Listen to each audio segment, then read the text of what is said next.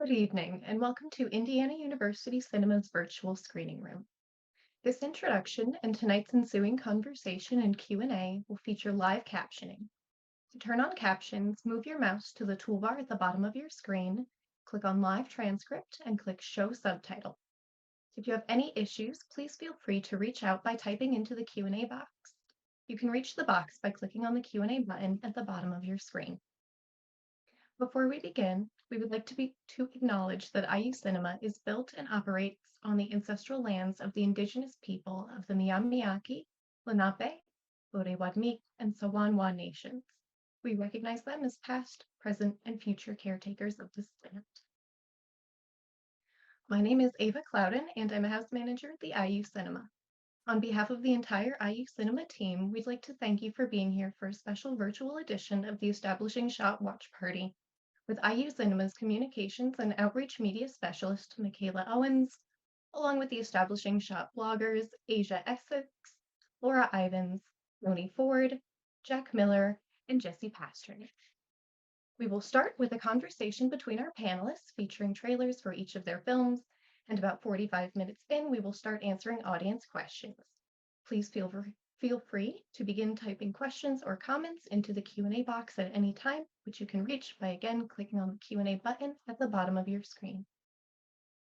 We'd like to thank Michaela for all of her hard work in coordinating this event every semester. Michaela is the editor of IU Cinema's Establishing Shot blog, in addition to being IU Cinema's Communications and Outreach Media Specialist. An IU graduate with a BA in Communication and Culture and an MA in Cinema and Media Studies, Michaela never stops thinking about classic Hollywood, and she likes to believe she's an expert on Katharine Hepburn and Esther Williams. Please join me in welcoming Michaela Owens. Thank you, Ava. And thank you to everyone everyone watching for joining us this evening. The bloggers and I have a really fun lineup of films to get to, so let's meet our participants. Aja Essex is a co-founder of Cicada Cinema, as well as the former host, editor, and producer of IU Cinema's podcast, Footage Not Found. She is also my mortal enemy, and that's why she's too afraid to even show her face. There she is. Okay. Laura Ivins loves stop motion, home movies, imperfect films, nature hikes, and Stephen Crane's poetry. She has a PhD from IU and an MFA from Boston University, and she is also the creator of the blog's terrific video essays. Noni Ford is a freelance writer based in the Midwest and a graduate of IU. She's worked in voice coordination, independent film, and literary management, and primarily writes film criticism and short stories. Jack Miller enjoys the films of Howard Hawks, Jacques Tourneur, and John Ford. He graduated from IU with a BA in English and currently resides in Chicago. And finally, Jesse Pasternack is also a graduate of IU. Imagine that, and an aspiring professional writer-director whose film work has appeared at Campus Movie Fest and the Anthology Film Archives in New York City. All right, hello everyone. All right, so to kick things off, we're starting with that clown over there. We're going to show the trailer for Aja's choice, Drunken Master 2.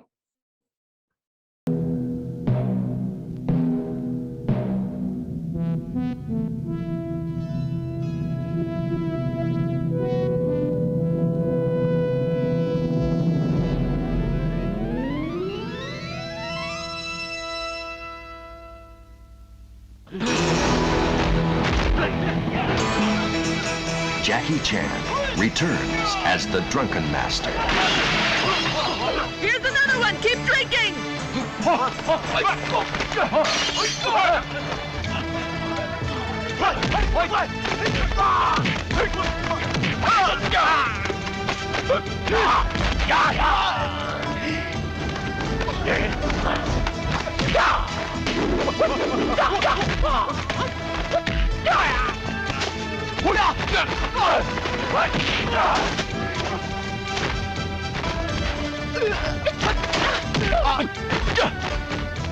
In the hazy world of the art of the drunken fist, there is a fine line you can never cross. Jackie Chan, Drunken Master 2.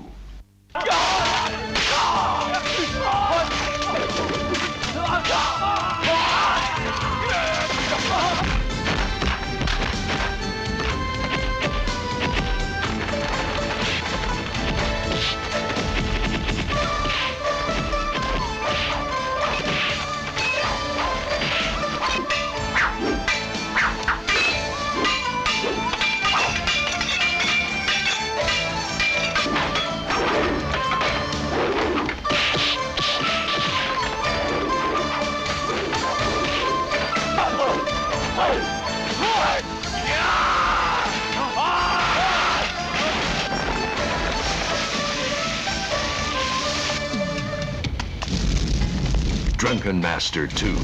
Don't cross his path when he's drunk.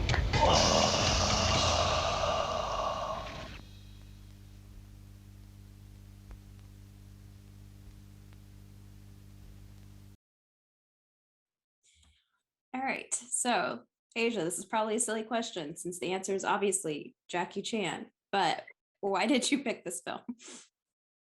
Why, yes, I am a big fan of Jackie Chan. Who isn't? I picked this movie for so many reasons. I, in my time of doing the IU Cinema blog, I have transitioned away from doing a lot of long form pieces about specific movies and have started doing these Blu-ray reviews. And at the time I started doing these Blu-ray reviews, we started entering this like golden era for Hong Kong cinema, which is this era of cinema that spans between the golden age of cinema that stands between like technically, depending on who you ask, like the late 70s and like the late 90s, is a huge influence on American action films of the late 90s and early aughts, obviously The Matrix being like a giant one. And I've just gotten a chance to review so many of these movies over the past 24 plus months. I've been writing Blu-ray reviews for the blog. It's like opened my whole, I mean, it was always a genre I was interested in, but it's kind of opened up my whole world into this other arena that I'm always very interested in, which is the art of physical performance. I mean, the second movie I ever brought to this roundup was Magic Mike XXL, which I wanted to touch on the idea of Channing Tatum being like our modern day Gene Kelly, and performance coming from the physicality of it. And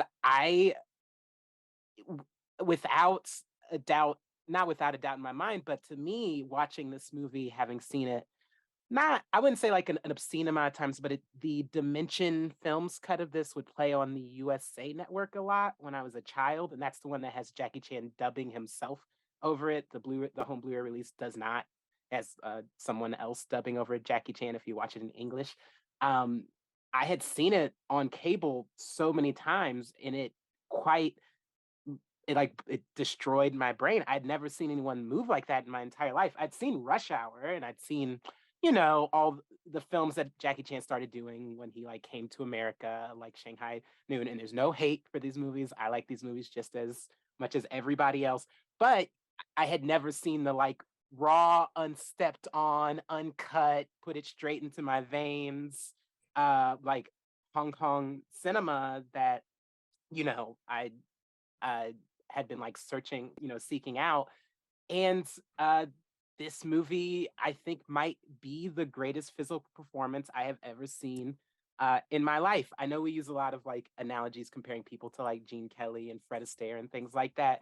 But if I were to, continue that analogy to its most logical point, this to me is like a Nicholas Brothers performance, but over the course of 100 minutes. And for those who don't know, the Nicholas Brothers were a duo of Black dancers who were featured in a lot of Black Hollywood movies from the 40s and 50s, like late 30s, 40s, around that era, if I'm not mistaken.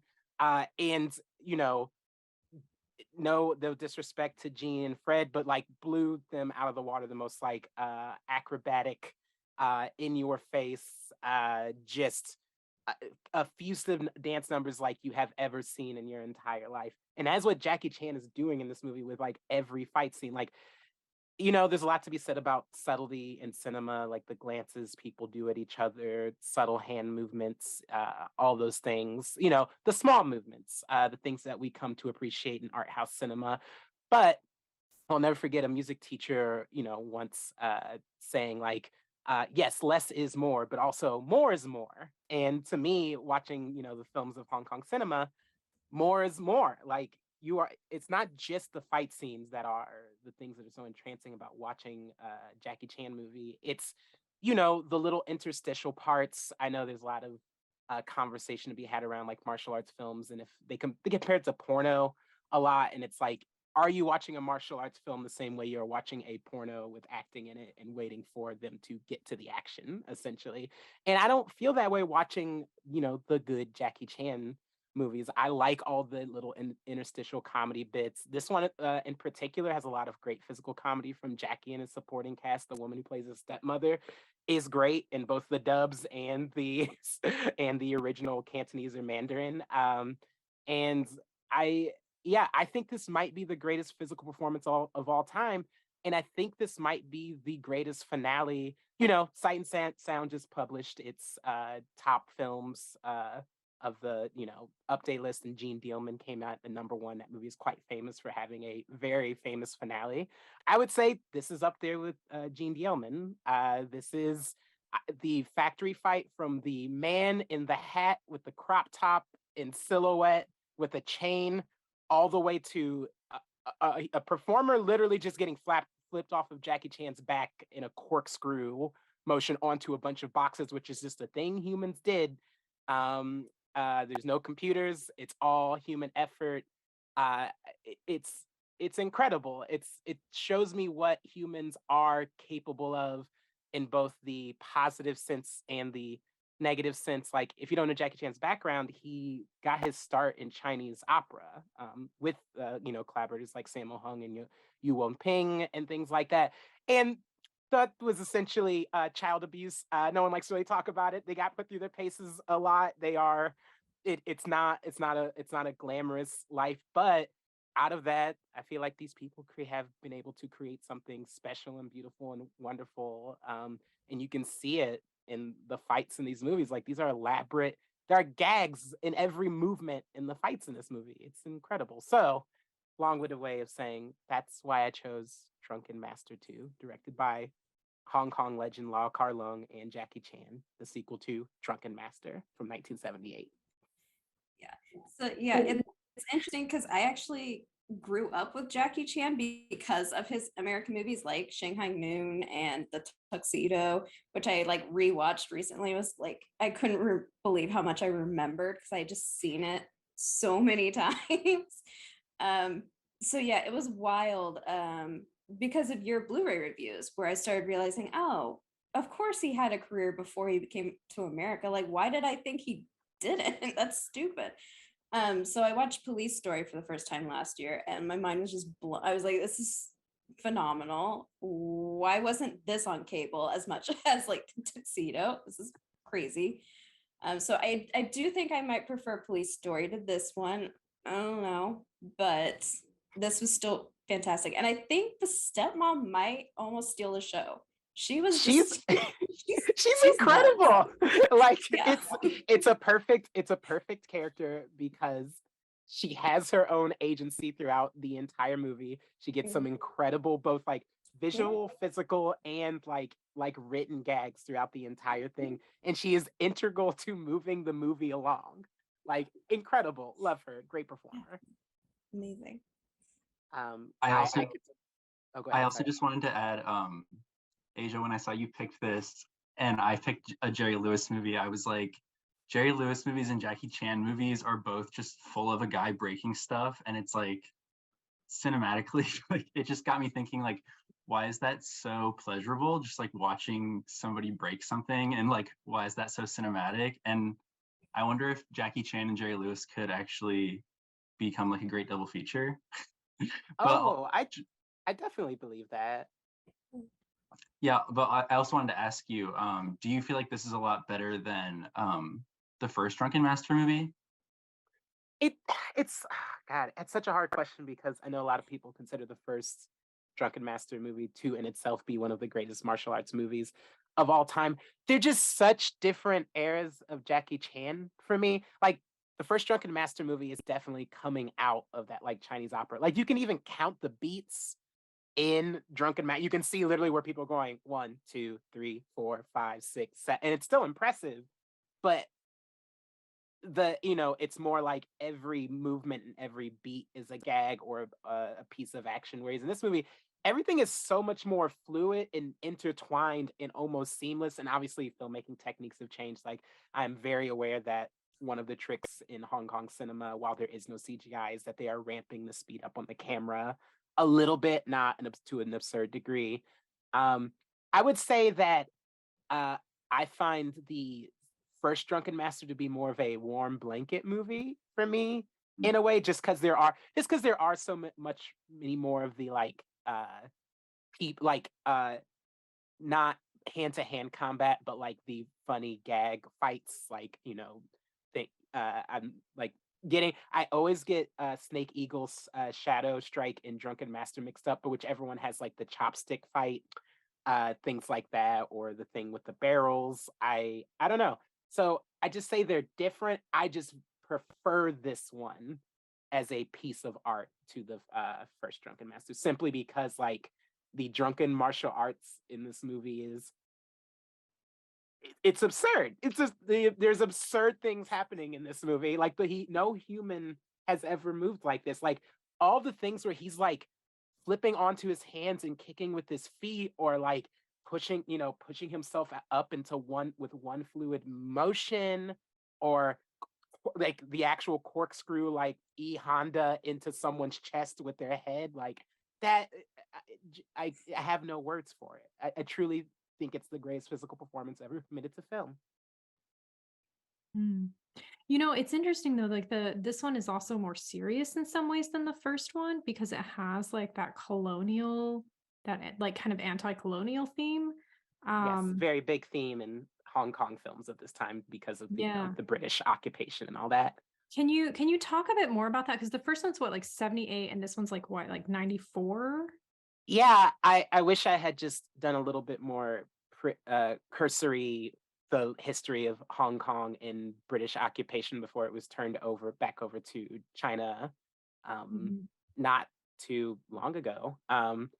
And uh, yeah, I just think a lot of that really does come from like of people in Hong Kong being kind of annoyed by it. Like Hong Kong seems like, and I don't want to get anything misconstrued. Hong Kong seems like one of those industries where they both thrived because of the fact that like they did have this like Western influence there, and this like booming commerce and like their own economy, and like allowed them a lot of creative freedoms. That's why you do get artists like the entire the martial arts Hong Kong scene, and then people like Wong Kar Wai. But you do also get the like you feel the annoyance they feel of like, we do in our own way have our freedom that the rest of mainland China doesn't have, but at the same time they still have to serve capital, and they have to serve like these. I mean, like literally the movie, they're just literally like Chinese people essentially just betraying their country for money. Like it's literally what all the like anti-colonial themes like boil down to this movie. Is like there's a colonial force here, and while they aren't like literally, I don't know, like there's a colonial force here, and they're literally like kind of sucking us dry by taking our culture, but I guess we're also getting rich off of it. It's very push and pull. Hmm. I like I to go back to something earlier you said, Asia, about how like some people view these as porno films even though they're not, because of all the great anti-colonialist commentary that Laura was talking about. And also there's lots of great stuff about like fathers and sons and like legacy and stuff. There's tons of great dramatic material in here, but it's also a movie about a guy who does kung fu great whenever he's drunk. And I Yeah. love that there's just so much great alcohol based stuff in here. Can you talk a little bit about like the absurdity of that and the role of alcohol in the story? Yeah, I mean, they talk about it like, the theory of drunken boxing, like the theory of drunken boxing. Once again, I'm no expert, but my understanding, the theory of drunken boxing is that it's so that you keep your opponent off balance, Yeah. without out because they're supposed to not be able to read your movements quite as easily. And then if you're drinking, it's even like Lau Kar Lung, who's the director and also plays Jackie Chan's father in this movie. Uh, mentions like, well, yeah, it's also because it's supposed to embolden you, and then like you're not supposed to feel pain, but that's kind of an illusion. Um, I mean, in this movie, like, yes, it's a great device. Like, it's like Popeye eating spinach, essentially, but it has consequences. There also is the weird, not weird, but like the kind of Hays Cody, like, okay, you can have a character consuming this much alcohol, but depending on which cut of this movie you watch, they have to pay the price at the end. Which I don't know if I don't even know if the cut where it's cut, the ending is cut off, is even easily available without torrenting it. But I'm assuming No. everyone watched the cut of this movie that ends with Jackie Chan blind and brain damaged from alcohol consumption. I did. If you Yeah. did watch it. Yeah. Oh no, you didn't, Michaela? Or maybe, I don't know. I watched a weird one from Amazon Prime where it was English dubbed, which I was not a fan of, but whatever. And then like towards the end, after he's beat all the bad guys, the like audio dropped out for like 2 minutes and then came back at the very, very end. So I was so confused about what happened. Oh. So That maybe that is what it was. I don't know. There's a Miramax release. Asia, do you want to explain like the first US release, like how Miramax changed the film? That's probably I don't know the exact cuts that are like made to the film, which is once again probably what I'm watching on USA at the time. But Mhm. like Miramax, Weinstein's famous for just like taking scissors to every single American release for seemingly no reason most of the time, just because their perceived notion that Americans won't watch certain things.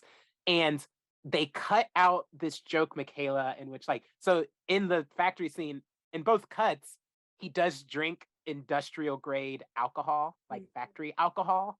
Mhm. And then it's like he just goes into sicko mode for the entire end of that fight. And then it kind of cuts to okay, we've gotten, the foreigners out, the factory workers are free, all these things. And it's like, oh, where's Jackie or where's Wong Fei Hung? So Wong Fei Hung is like a folk hero. Jet Li has portrayed him. It's a whole thing. Mhm. But like, where's Wong Fei Hung? And then they cut to him in like the garden, and he's blind from drinking it, but then he's also mentally handicapped because of it. Oh, okay. Yeah, I Yes, didn't get it's that. like a Since the very audio cut out, I was like, I don't understand what's happening. I don't yeah, know. it's like a very tone deaf joke because Mm. Jackie Chan pretending to be a mentally handicapped person. And in the Miramax cut, they cut it out because I had not seen that until recent years. I didn't know that was like I think in the Miramax cut, it might just end at the like ribbon cutting or whatever ceremony, the congratulations ceremony. Yeah, I think it does. Yeah. Yeah, so it's that, that is one of those like weird, you're watching the movie. And then luckily, because I would like to hear Laura talk about Watership Down, so I'll wrap up. But luckily, the movie does do a classic Jackie Chan thing, which are the bloopers at the end. And what I love about the Hong Kong Jackie Chan movie bloopers is that they're not all funny. They're also him just straight up getting hurt, or like you watching him psych himself up before he does the most dangerous thing a human has ever done.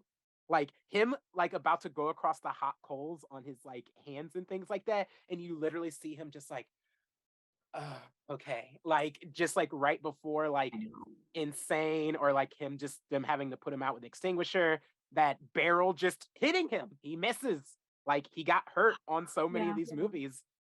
So luckily you get that as a palate cleanser right after that ending. So yeah, happy to answer more audience questions about the movie later, but yes, that is Legend of Drunken Master. There's so much there. We could talk about this movie. Honestly, it was a great pick. Oh, thank you. All right, so up next we have Laura's pick, Watership Down.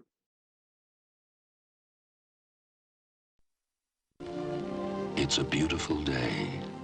All is calm and peaceful in the meadow. Or is it? If you look closely, very closely, you'll discover a whole new world with a world of difference, full of exciting adventure and desperate conflict. We've got to go away from the Warren. All of us. Go away? Yes, before it's too late. Is there something wrong? What's he on about? They're coming. A world of ruthless tyranny and brave rebellion. I'll settle with you myself, bigwig. Come on and try, you crack-brained slave driver. A world of incredible courage and mortal fear. The terrible thing is coming. What do you mean? The field. It's covered with blood. A world which bears a very curious resemblance to our own so-called human world in many ways. You're all under arrest. Under arrest? What do you mean?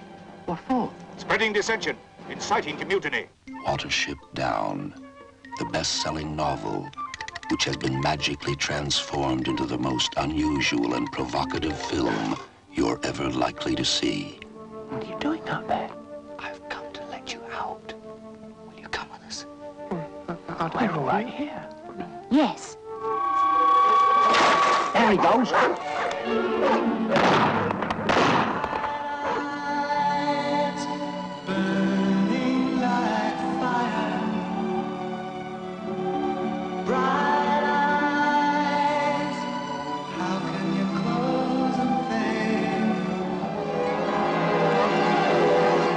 never been in a wood before, Hazel. He looks dangerous.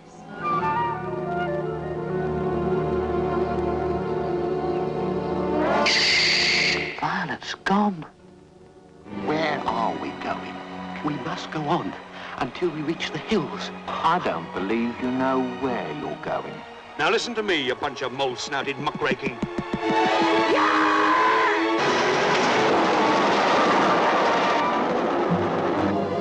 Can you run?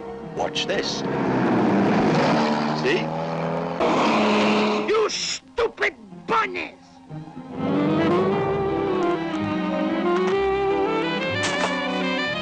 Perfect landing. Run for your lives!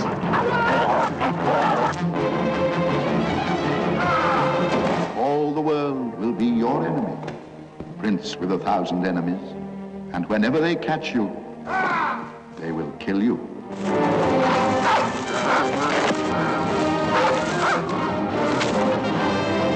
Let them go. It's that chief bigwig I'm after.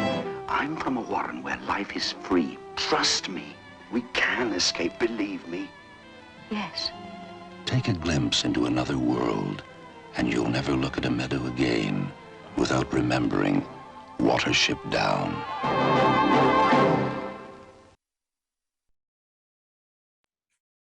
Re-traumatized all over again. Okay, so Laura, why did you pick this movie? Yeah, for a couple of reasons. Not to traumatize you, although I do think that this does have really strong pathos. Yeah, so there were kind of two main reasons why I picked this one. The first one is just that I really love independent animation. Whenever I watch independent animations, I'm so often struck by how fresh they are and how unique the feeling is and the design is. It's even independent animators or houses like like Aardman, where they have like kind of like a style that's really recognizable. So like Aardman films kind of feel like each other because they have a house style. Ralph Bakshi's films kind of feel like each other because he has a very distinctive like drawing style. But they work really well to like break up a lot of what we expect from animation. So in the United States, a lot of animation is it's a very particular kind of kid-oriented mode of production in the US. And this film is kind of a kid's film, but like when you hear Martin Rosen talk about it, he does talk about how it wasn't specifically created to be a kids film. He was just really inspired by Adam's novel, and he very specifically, like in the poster, chose that frame from Bigwig getting caught in the snare because he wanted people to know what they were getting into going into the film. Like he didn't want them to think like, oh, it's a cute film about rabbits, this will be so great. He wanted people to kind of go in like already informed. Like if you've seen the poster, you know that there's a level of kind of danger and violence in this film. The history of that and like parental responses and censorship is really interesting because it was like, you know, given a U rating, which means like all audiences in the UK when it was released, and it's kind of pretty much been stuck with that. It was kind of recently changed to PG, but it's generally been like marketed to all audiences and gets shown on TV. And I mean, we had a VHS of it when I was a small child. So I grew up with this film and I've seen it, I don't know, like 100 times. So I love the independent animation and how beautiful the drawings are and how unique the feel of the film is and how the animals are not anthropomorphized in the design of their faces and their movement. I think that's really beautiful. And then the other thing that I find really compelling is the trust that the film places in the audience. They believe that you can handle a story like this, that you can process it, that they've put enough in that. I mean, essentially, you know, there is a lot of violence, but there's also a lot of just, you know, that like the world is kind of dangerous and we do have to be courageous. And there's a lot of bravery in the film, a lot of community in the film. And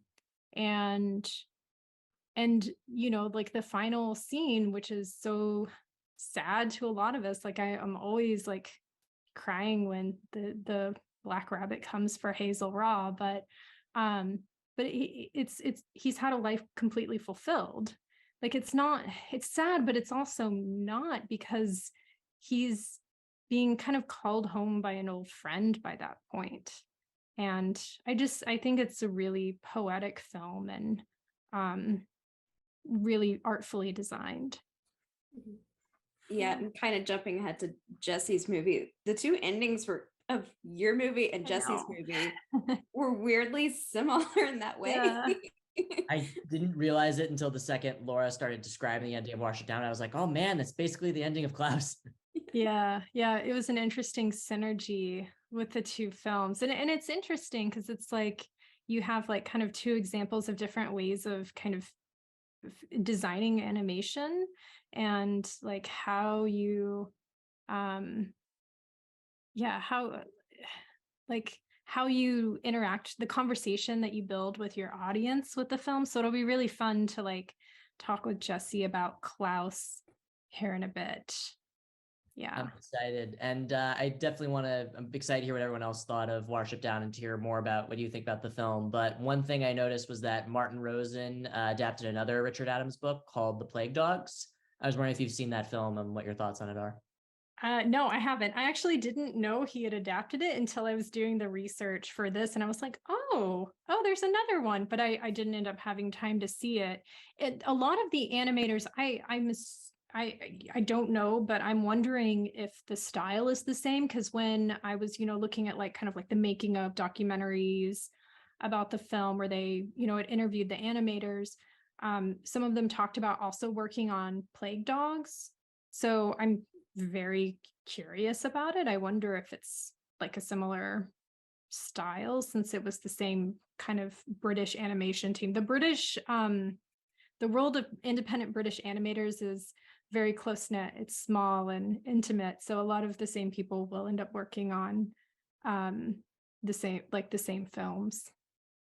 Cool. I hear it's a lot, stylistically, it's very similar, but thematically, it's a lot darker than Watership Down. Interesting. I've never read Plague Dogs either. I read Watership Down. Like I grew up with the book and the movie. So and really loved them both for different reasons. But yeah. I was actually going to ask you, Laura, at what age did you read the book and watch this movie?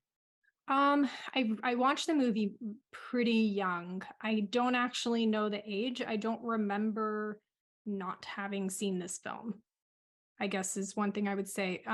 So I don't quite know how young, but goodness, I may have been as young as 8. I'm not really sure.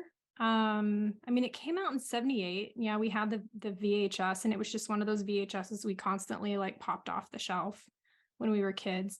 I was older when I read the book. I was probably like maybe like 12 or 13 when the first time I read it. Yeah, I was just asking because, like, how are you grappling? Because obviously, it's not incredibly complex, but is a little bit more complex for like a child. So I'm just curious, like, how you're like processing the things in the book compared to, watching or reading them as an adult. Well, I mean, by the time I did get around to reading the book, because actually I didn't know it was based on a novel until I was kind of a young teenager. But by the time I was 12 or 13, I was reading like Anne Rice and Stephen King. So Richard Adams was not like, it was fine. It was cute. It was like Disney to you. It was yeah. I mean, my I don't know if this is like a generational thing, but my parents did not moderate our media consumption much at all. So I don't know. I mean, we just watched a lot of things, and it was also, I'm just on that edge of a generation where the kids market wasn't completely separate from the adults market. So it was kind of like films in like go back in film history, like kids films weren't always separate in the same way. Like a lot of films were made for like everyone in the family to go see, and not that they're not completely now, but it was just the audience, the idea of the audience was a little different. In especially like this was like the late 70s. So very much in that time. This is like pre-cable TV where we haven't started like micro niching audiences quite yet, the same way that we started to do once cable TV became ubiquitous. And so the things that kids would watch, I think, was a little different because they weren't micro niche to an audience yet. We didn't have, in 78, we didn't have home video yet. So that kind of straight to video Disney market that wasn't a thing yet. And it wasn't really a thing when I was a very small child. That kind of was developing when I was starting to grow up. Yeah. So it was slightly different like media context, which changed, I think, what the kinds of things that we watched when I was but a wee girl. Do you feel like the niching of the audience in that way has been kind of limiting for, like, has it had a bad influence on children's cinema or animated cinema? No, I wouldn't say bad influence. I think there's a lot of differences. I mean, I wrote this a little bit in my the blog post for that accompanies this, that I don't want to make a lot of claims about what kids cinema or what kids media is like now, because I'm not a parent and I do not watch a lot of kids media. So, I don't want to make broad characterizations on the landscape. So there may be some really super interesting creative things going on that I'm just like not aware of. So I don't want to say that it like made things worse, because that's kind of a total icing claim that's usually never true. We just have nostalgia for the things that we loved from back when we were growing up. But I do think the media landscape does change what comes out. So we do know that like we do know like the straight to video market changed a lot in kids media. So you would have like these cycles of content, like, oh my goodness, like how many Tinkerbell films exist? There's like maybe 100 Tinkerbell films. There's so many. The Mary-Kate and Ashley Olsen cycle of straight to video films, which some of you might be just the right age to have consumed. Yeah. And then we have more transition when we get into the streaming area, and there's like a whole kids section that you just click on like Netflix or now Disney Plus. Oh my goodness. it's different, but it's not necessarily better or worse. The main thing that I find concerning is the hyper like consolidation of media markets. And I do think the deregulation of media markets that kind of started with the Reagan administration kind of overturning like everything, that every FCC regulation ever, and then continued by Bill Clinton in 96 with the Telecommunications Act, where we have more deregulation, and then now the Paramount decision is gone. I think all of that has absolutely had a negative homogenizing impact on media that I think is very sad. So I'll say those things definitely negative impacts. We all feel it every time we look at what's playing at the theater, where we're like, some of these are fine, but why isn't there more and more variety? Yeah. That's my soapbox. Media conglomeration and deregulation, bad. Preach. Yeah. I was gonna say, I kind of was looking at all of our films and like trying to figure out like what tied all them together, and I was like, they're all like either traditional family or kind of like sort of chosen family films, I would say. And I feel like Watership Down's really like chosen family in a way, because the way that they all kind of band together and are like, okay, this person, like, we got to help them and stuff like that. But also just like the way that even at the end, it kind of, I don't know, shows like this like really sort of tight-knit community that's not exclusionary, but just like wants to grow bigger and like help more people and like make people happy together and stuff like that. But also the way they like band together, like, I don't know, like, I think it's been a long time since I've seen like a film that was sort of like this, and I can't really even now I think say it out loud think of a film that is like this. It's such an exceptional like work. It's kind of hard for me to even trace it back, but this is my first time watching it, and I was just like didn't know what I was got myself into at all. I was like went into it completely blind, although I knew that there was like some like crazy amazing animation that was going to happen, so I was excited about that. But I just really liked like kind of that like message, I guess, in some ways, and like even just like the idea too of like when they see the like other rabbits in captivity and they're like, we need to free them and stuff like that, like the ones that are like, you know, guarded by the cat and stuff like that. And I just really liked like kind of that as like a central theme of the film. I thought it was just really lovely and like nice, and I don't know, I wouldn't necessarily call it a children's film, but I still think that that's like a great sentiment to have in a children's like media / family media film. So that's a nice insight. I like that. Yeah. All right, so we are going to move on to Noni's pick, which is pretty much like a warm hug. The 1990, oof, okay, it's been a day. 1990 film Mermaids.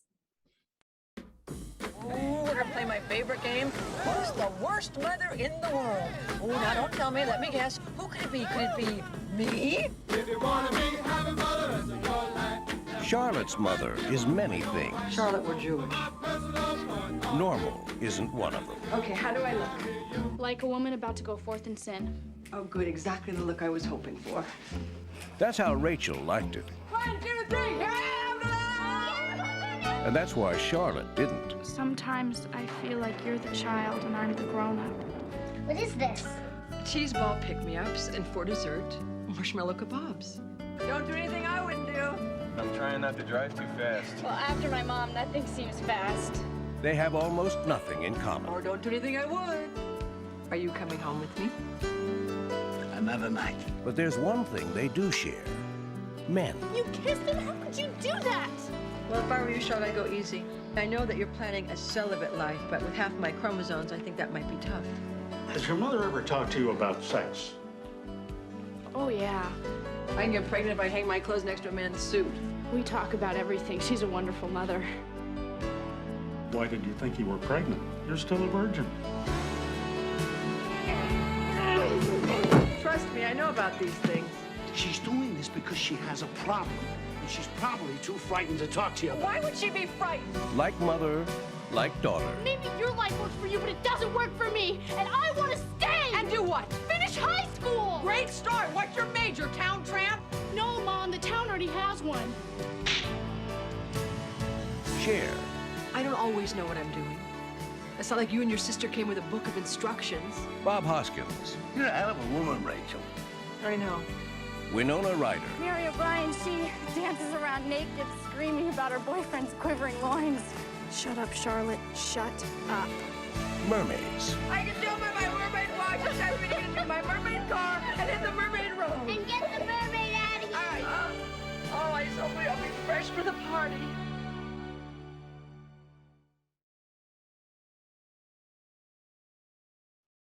Okay, so Noni, why did you want to recommend Mermaids? So I found this film because when I was a teenager, I was a huge Winona Ryder fan, and I was just like, I want to see every single film that this person is in, and that kind of like led me on this quest to find like really, really like films that both like just didn't have as much like press, but also just films that people weren't as aware of, and so kind of through that I like found the film, and then like at the end of it became like this huge like Cher fan.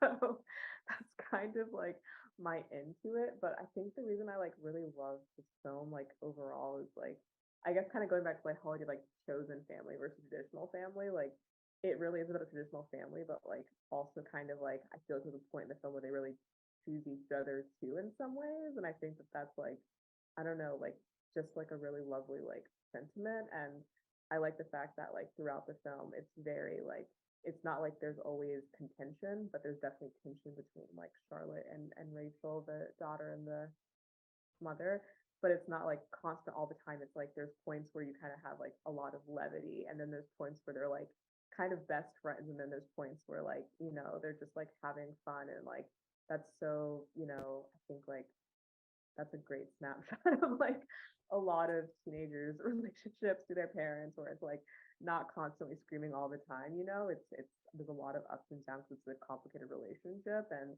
I think that the film is like really interesting in the way that it kind of deals with like this idea of like like all these characters in their own way are really quirky, but like like you kind of understand how they came to be that way, and you also kind of like at the end kind of come to like really accept them and love them for like how they are kind of, and realize that like this is kind of almost like where they are at this point in their lives is how they're going to change. There's so much stuff to come. And so I just really like the fact that the film also doesn't really have like a definitively like happy ending. Like there's happy stuff happening, but it's not necessarily like that's it and this is it, everyone's fine and all the problems are finished. Like it's like a real family. Like they're still working towards things, and there's still things that are probably going to develop, but at this point they're at a point where there's like a lot of happiness they get from their family unit, and so it's kind of why I decided to pick it. Yeah, I watched this for the first time. I'd heard a lot of great things about it. I just hadn't made the time to watch it. So watching it for the first time, loved it. First of all, I want to be Kate.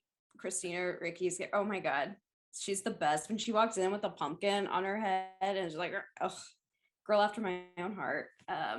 Secondly, Bob Hoskins, people, like, come on. He is so good in this movie. So cute. So Our charming. hottest meatball. Yeah. And I gotta say, he really sold me when he referenced Esther Williams. Not once, but twice, people. That's how you get me. Yeah, I thought of you, Michaela, when I was watching it. Yeah. Yes. This movie is complete. So, new favorite. Noni, I'm really glad you picked this movie because at Cicada we just screened a movie called After Sun, which is like a newer movie by this debut movie by director Charlotte Wells. And when I introduced the movie, I didn't really know how to describe it to people, and I simply just said like it's a movie about your parents being real people, and I think that's why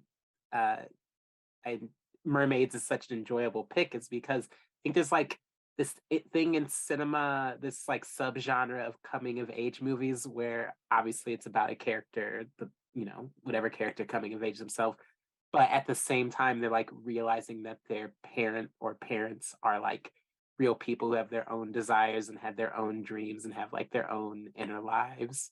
And I didn't know if that had crossed your mind while watching the movie. at all in like relation to, you know, your own parental figures, or just like it as like this pervasive theme throughout the movie? Yeah, I mean, I think like the kind of the final confrontation is first of all just like a master class in acting, but also like I love the fact that like it's kind of like it sounds really odd to say, but I guess like I feel like when I see like, you know, when you think of like a family having sort of a breakdown, you kind of think of like, you know, first of all, it's always around a dinner table, and it's like, you know, like it's rising tensions, and it's like, you know, like all this stuff. But like in that scene, it's kind of just like the mom and the daughter who've kind of always been butting heads throughout this entire film, and then kind of like finally having, but they're also like both, you know, like standing up, and they're in like the living room. Like it kind of like breaks all these conventions, I guess, of like, you know, great cinematic family meltdown scenes.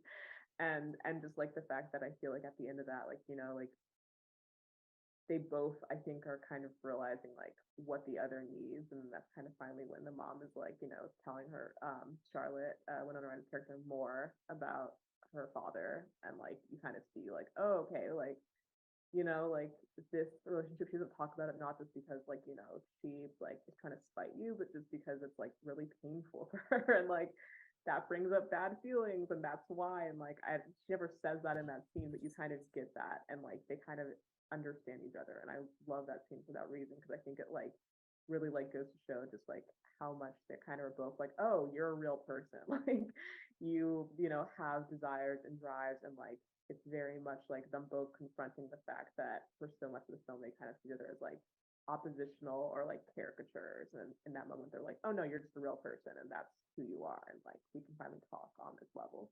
So absolutely. Noni, there was so much I love about this film. Cher is fantastic, and I feel like her character's kind of like a proto Lorelai Gilmore from the Gilmore Girls. I really enjoy that aspect of her character.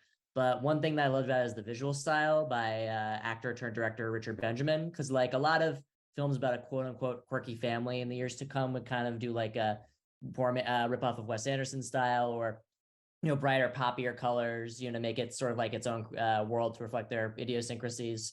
But here it's very much a period piece, and it really feels like the 60s, and there's this great fall foliage, which really roots you in the time period, you know, in the fall and the time of year where the film takes place.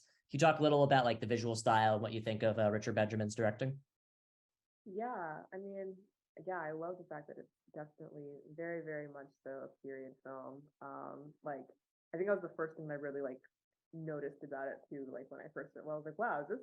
Because I was like, oh, it's in a '90s film, it should be like 90s stuff. But then like they all have just very different, you know, ways that they dress, and like kind of like in some ways I feel like the clothes in this movie are really significant for the characters. But like the fact that like, yeah, like they're kind of in this like beautiful place, and like but it also is really quaint at the same time. And sort of like I like the way too where later on in the film when she kind of goes to Haven, Connecticut, you see that kind of contrast of like, oh, like look at this like beautiful, you know, like, and it's still beautiful, of course, back when she's there, but like you kind of see that a little bit more of like, oh, like, you know, this sort of like New Englandy place. And like, you know, I don't know, I think that it's reflected really well. I really like sort of the way that he again kind of like had a lot of really interesting ways to shoot a lot of the family scenes where all of them are together, just because it's like they all are very different heights.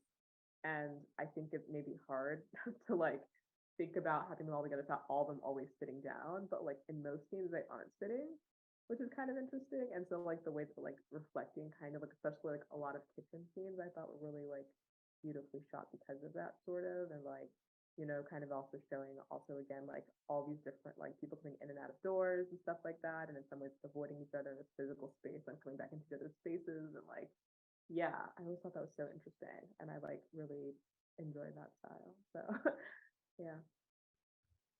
Yeah, I really like this movie too, and I first saw it when I lived in Bloomington, so it definitely makes me kind of nostalgic. But yeah, one thing I like about it is just like for a movie with coming of age elements, it also just feels equally attentive to other characters in the story. And yeah, like showing us not only like like an individual person, but like a person's growth in relation to like a community or like other people.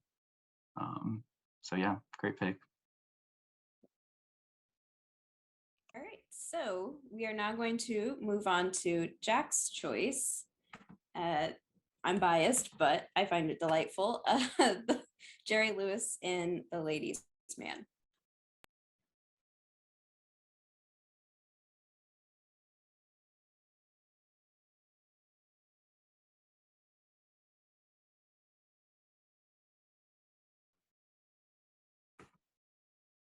Okay, so Jerry Lewis, obviously pretty polarizing figure, but I truly think this movie is one of his best.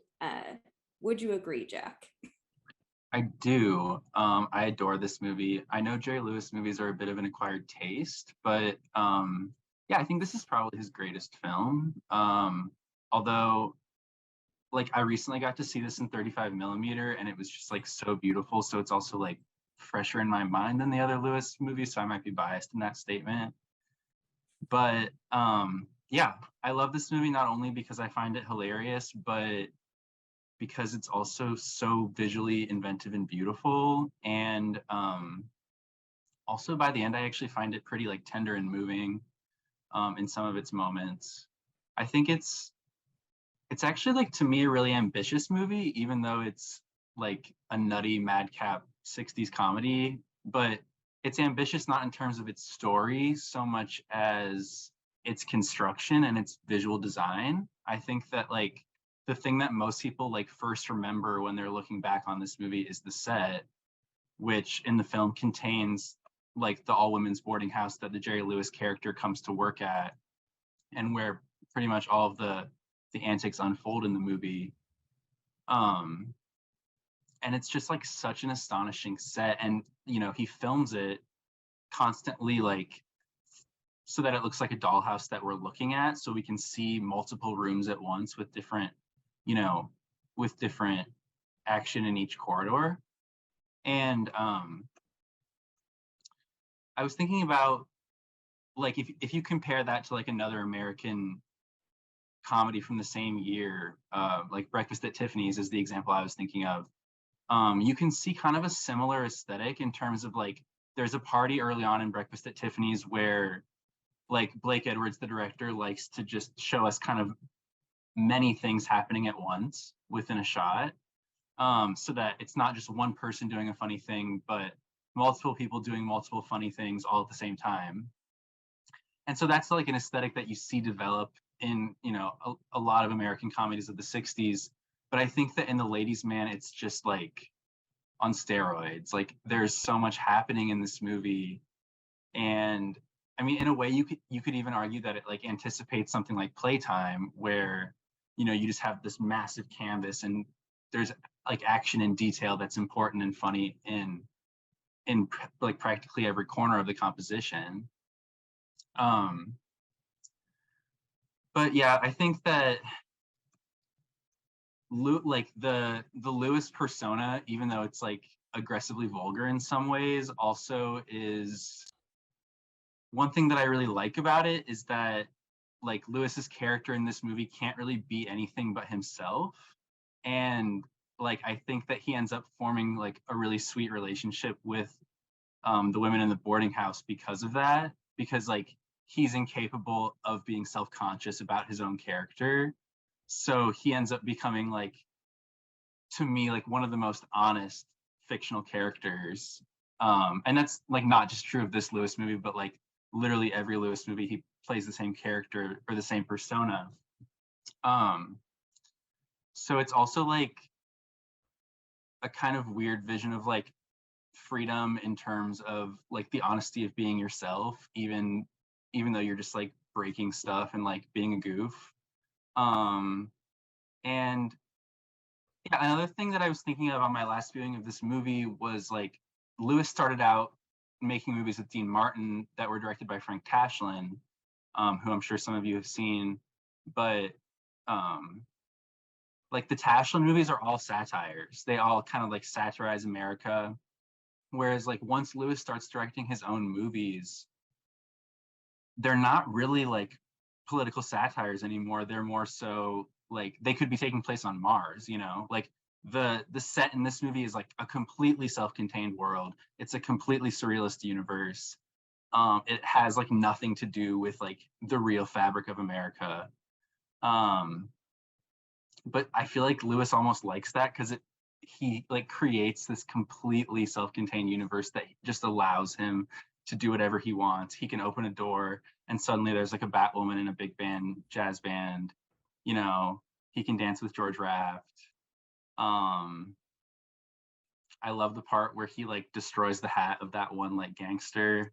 Um, just so many good bits, and yeah, so many beautiful moments and touches. I think that, you know, like Chaplin, Lewis should not only be seen as a great comic performer, but like also truly a great filmmaker in terms of his direction of this and how beautiful and like detailed it is. So I really think that he was like the best possible filmmaker of his own comedies. And his body of work is like, just especially in the 60s, is like just an amazing run of terrific movies. And I think this is, like you said, Michaela, stands at or near the top of the pile. But I'm curious to hear what you all think of this one too. Well, I wanted to ask you a question about that persona thing, and I'll let people do their thoughts. But do you think he was able to have that honesty once he stopped working with Dean Martin about his like own persona? Like, is that where that spawns from? Yeah, I think that actually his solo like directorial efforts are, if anything, like more about his star persona than the Tashlin films he did with Martin. Because if you like watch something like Artists and Models, I would say a lot of the comedy comes from like the interplay between Martin and Lewis, whereas like these later films that he made, like if you watch something like The Patsy, it's very much about like Hollywood and like being a director. So there are these kinds of like, there are these like moments in his work where it feels like he's like looking at himself or like examining his own persona. He even plays himself in The Bellboy. Yeah, The Bellboy too. Yeah. Which is also a really great one. Yeah. I mean, I love Jerry Lewis. I think he's the best, but I'll let Laura talk.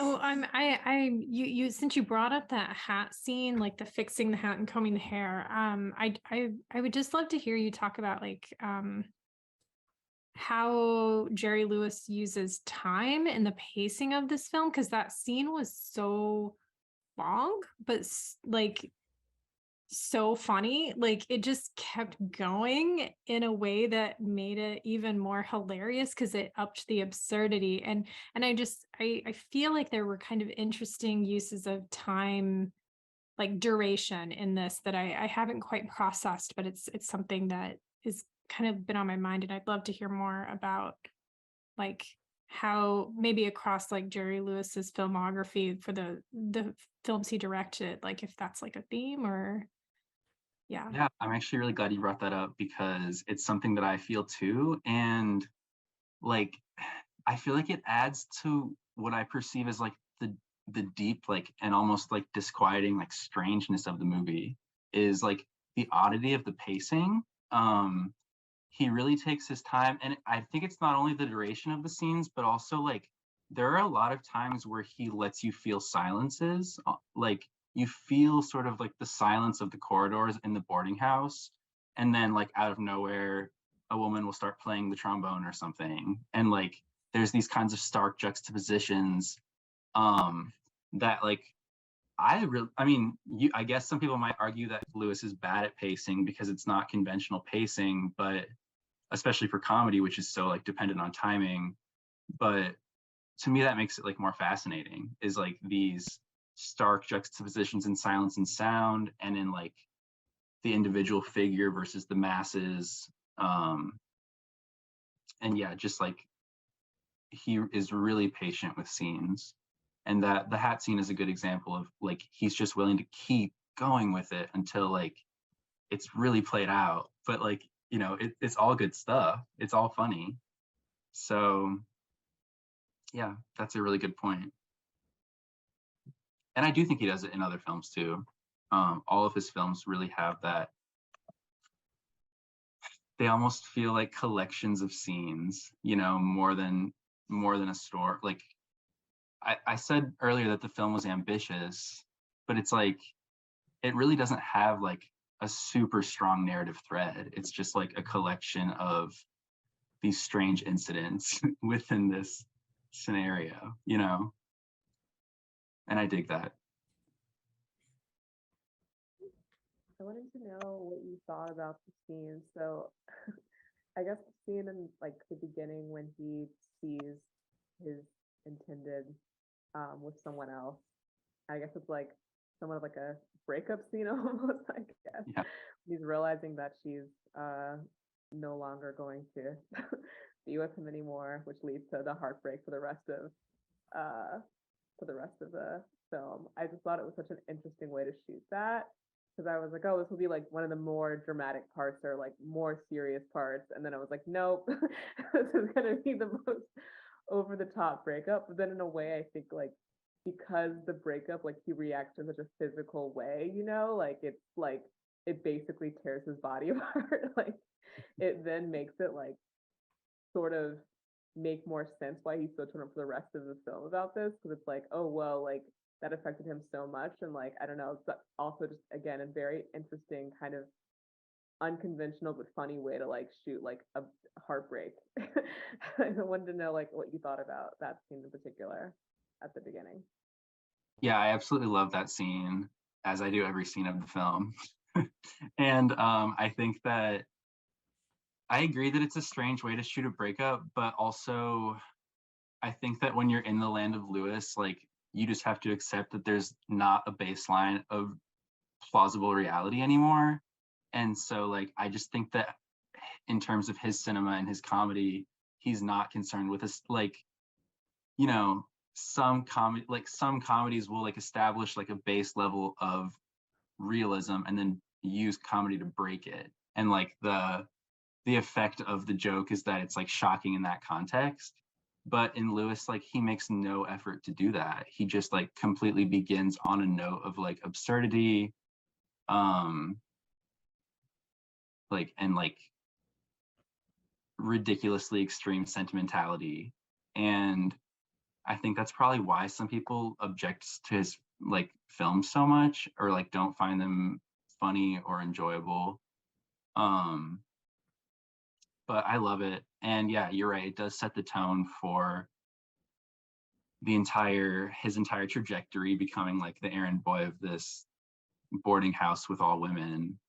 So yeah, I guess you could say there is like elements of like straight male sexual like anxieties that are introduced from the beginning in that regard, which is kind of like another interesting layer of the Lewis persona, I guess. Although to me, it's like not the most interesting, although it's been it's one aspect of his cinema that has been more widely written about.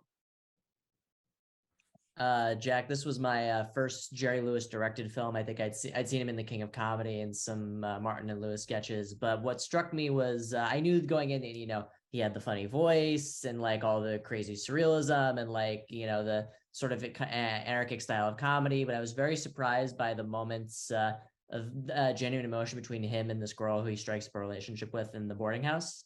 She has a very nice speech at one point about how everybody needs to be nice to him. And it was a really interesting turn to like seriousness and genuine emotion. And I was wondering if that's like common in Lewis's films, and if not, why you think he chose to do it in this one. Yeah. Again, I think that goes sort of with like these stark juxtapositions that he likes to insert, where like, you know, the film is surrealist from the start, and loony from the start, and then we're watching it for a while and laughing, and then all of a sudden there's this moment of like intense tenderness, intense honesty, and I really like that scene too. And like like when I recently rewatched the film, it was my second viewing, and that was one aspect of the film that hadn't really remained in my mind from the first time that I watched it. I hadn't like more so remembered the comic aspects, and yeah, I just really like that. I think I like it just because it almost makes like no concession for like fitting itself into a box. You know, it's almost like, yeah, we're just gonna like do this now. Um and yeah, he does do it in his other films too.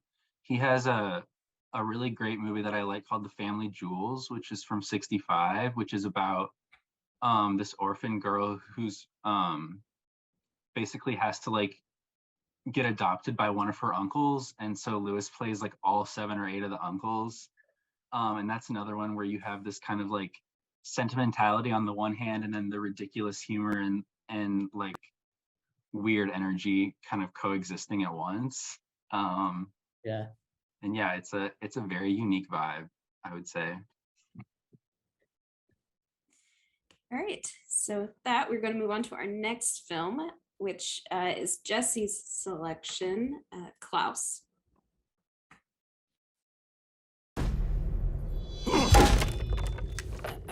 Hello, Jesper Johansson, postman. Mr. Klaus, you have a gift. You were meant for making toys. So I figured if you donate your old toys, I'll deliver them for free. Tonight, I go with you. There's no need for you to come with me, really. Tonight, then. Our cousin told us if we write a letter to Mr. Klaus, he'll make us a toy. Dear Mr. Klaus. Dear Mr. Klaus. Shall we then? Yep. Mr. Klaus is the coolest. Klaus? What about me? Ow! What the loser? Oh yeah. Well, if I'm a loser, then you're too far. You're gone. Hey, what do you guys think you're doing? This is Smearensburg, the unhappiest place on Earth. And you two can't change that. The postman and toy maker are brainwashing everyone! We need to show people that a true, selfless act always sparks another. Hi. What's happening right now? Oh no. Holy mother! What happened? Not a word. You just sit there, be all magical and awesome.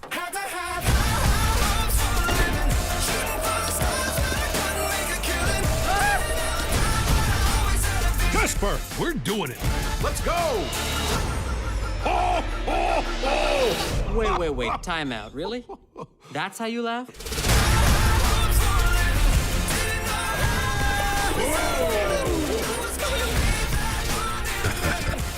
Come on, we're running out of time. Those kids are counting on us. If we don't stop them tonight, this town will never be the same! Destroy those toys! No! Ha! Eat our snow, you... They're not attached. Why aren't they attached? I thought they were attached. I would never, in a million years, have done what I just did if I didn't think these were attached. Always have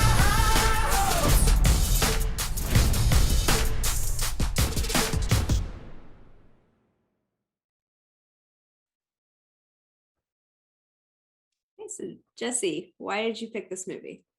So I wanted to pick something festive for the holiday season. And for years and years, I have a good friend named Jason Marin who's been talking about this movie for years and years. He turned my brother onto it, my brother Sam, who I'm very close with, who's great. And Sam has been telling me about this for years and years. So I was toying with something a little more adult or an alternative Christmas movie like Eyes Wide Shut, but I was like, I should give Klaus a try. And I saw Klaus, I was like, this is one of the best things I've ever seen. I gotta pick Klaus. It is such a fun movie. And just the way it's like, it is a family film, but there's just so, like a lot of great movies are family films, but like it's ostensibly a comedy and it's very funny and very inventive visually. There's tons of great visual gags, tons of quotable lines, but it also interweaves all these other genres. Like it's very much a Western in a lot of ways, because like it's sort of like the hero, like a lawman comes to town and has to kind of clean it up. And he's kind of cleaning it up like an old gunslinger cleans up a town. It reminds me a lot of Yojimbo too, because like there's a feud between two clans going on in the movie and the hero has to resolve it. And the hero in this movie, Jesper, has to end a feud to try to reach his goal. And it's also like one of the best movies about folklore I've ever seen, and like how folklore develops. Because not to say too much about the plot, but Klaus, this toy maker, is going to become Santa. And basically we know going in through the narration that this is a Santa Claus origin story, but the way that like they develop it where like there's a certain situation for why he starts delivering toys, and to begin with that and then sort of lead it off into like everybody else makes myths about him, and like, you know, the stories develop around him, and there's just so much great stuff. Every time like one of the Santa things happens and like we see him get one of his tools or like part of the legend develops further, I always think that's amazing. And like the way they play with it and subvert it is just fantastic. It's just such a fun, beautiful film. The animation is stunning. It's just tons of great white imagery of the snow and like the light. Like it becomes this motif of like light in the midst of darkness, just all this beautiful light against the white snowy backdrops. And Jason Schwartzman is just phenomenal. Like I love his live action stuff, but it's a voiceover role, but it's one of his best performances. He's just like the evolution of his voice from like lazy and sarcastic to like honest and sincere is just a phenomenal voice performance. And it's just a really great film. It's very secular, which I like, because like anybody from any cultural background, I feel like can find something to love in this movie. But there's also a sense of magic. I don't want to say too much about the role of wind in the movie and what it represents, but it signifies a certain character, and just the way that that sort of sense of magic suffuses the film is fantastic. It's also a very, very emotional film. I've seen it twice now. The first time I was moved, but the second time, I don't know why, I just cried so much more. It's just such a beautiful, beautiful movie, and I just really wanted to share it with all of you. Yeah, I watched this for the first time. When it came out on Netflix, I was going to watch it, and then for some reason I just didn't. And then that's just like the curse with Netflix movies, is if you don't watch them right when they come out, you forget about them, which is really sad, because this movie, it is phenomenal. I mean, like, yeah, the ending made me full on sob. I wasn't expecting it. It was just so touching and really sad at first, and then the final line, which I will not say because it will make me tear up, just perfect. Is really just, yeah, it's just really sweet and hopeful in a way. And this movie just wasn't what I was expecting, because I don't think the trailer really does it justice. The trailer kind of makes it look like it might be a little more schmaltzy and a little more generic, and it's not. Definitely. It makes the humor seem not as smart as it is, and the humor is like great. There's so many like background gags where like the plans are feuding in ways, and like the inventive ways that they're going on in the background is just phenomenal. And then there's like horror elements to the town that I wasn't expecting. Like when he walks into that town, it is terrifying. And the children are just like looking at him and just like stabbing. Like it's just like it's horrifying. Yeah, it's terrifying, and like the way it changes tones, and like this movie's very, very smart. Like there's this Billy Wilder quote: "Don't tell the audience that 2 and 2 equals 4. Tell them 2 plus 2 and let them say it equals 4. Then they'll love you forever." And this movie, like there's a certain, you know, character like with the wind, they never come right out and say what that means, but it's very easy if you pay attention to figure out what it means. And there's like so many things that you just like, if you pay attention to it, it's just like, oh, that's what that means. Like the way Trust Your Intelligence, even though it's a family film, which people often deride in terms of how it can treat its audiences, like it's a very smart, understated movie that trusts its audience in a really good way. Anybody else want to chime in here? I think it's interesting that like both you and Laura, like to some extent, picked like works that can work as children's movies, but like both have, like, as you both addressed, like have a lot of other elements going on. And yeah, I'm interested in this, like, I guess not to go back too strongly to what we were talking about before with like niching, but I'm interested in like how, like, what do you think about children's works that can appeal to like larger audiences? Do you think that that's like kind of something that's on the downward trend as well, or how do you see that, Jesse? Great question, Jack. I feel like in some spaces, you know, people kind of don't see it as like making necessarily a comeback, or kind of like are dismissive of children's works, but I feel like it's a genre like any other. And like, if you tell it right, you do it right, like you're not just influencing someone like a lot of films can, you're influencing kids, which are a very susceptible audience, a very impressionable audience, can carry lessons that go with them for a long time. Like, to give you an example, like I love Paddington 2. I feel like everybody here knows that about me. And one of the things I love about that movie is that it's not like, oh, let's have a fun, silly kids movie about a bear and let's have it be stupid. And, like kids aren't that smart. It's a very warm, sincere movie that's also about prison abolishment. And it's about people getting second chances. And it's about reuniting an immigrant with his parental figure. It's just so many things that we still talk about and were very prevalent in 2018. And I feel like it's really smart children's content is something that's still here, still a market for. Like with Klaus, you think, oh, like Santa origin story. Oh, that must have been done before. But you watch and it's very kind. It's very smart. It's about polarization and about tribalism and about the boxes we put ourselves into and how kindness and like a selfless act of goodwill can like break that open, and about community and like civilization and what that means and what community can mean. So I feel like, children's content often gets a bad rep, but like if you do it right, it's like phenomenal.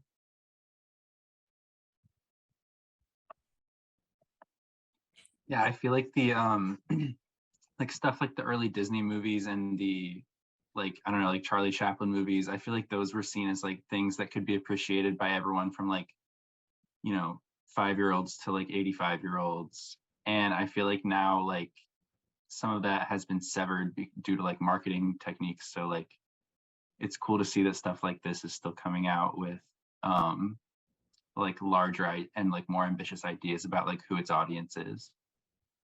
Definitely. And I feel like sometimes that can play into like the family thing of you think, oh, it's just for kids, but the parents like it too, or there's things in there for parents to enjoy. But I feel like slowly I feel like niching is definitely something that's to be concerned about, or something that's really real. But at the same time, like if enough parents watch something and tell their friends, like they get turned on to it too. I don't know if has anyone here seen Bluey, the animated kids show, or is anyone here familiar with that? I just heard about it for the first time the other day.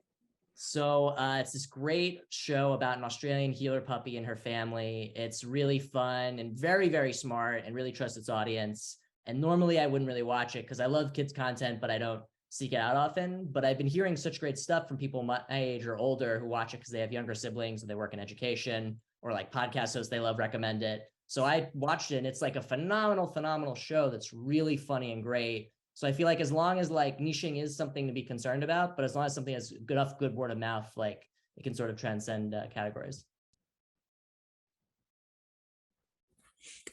All right. Well, I think we'll just move on to our next film because we are running out of time because we are very talkative people.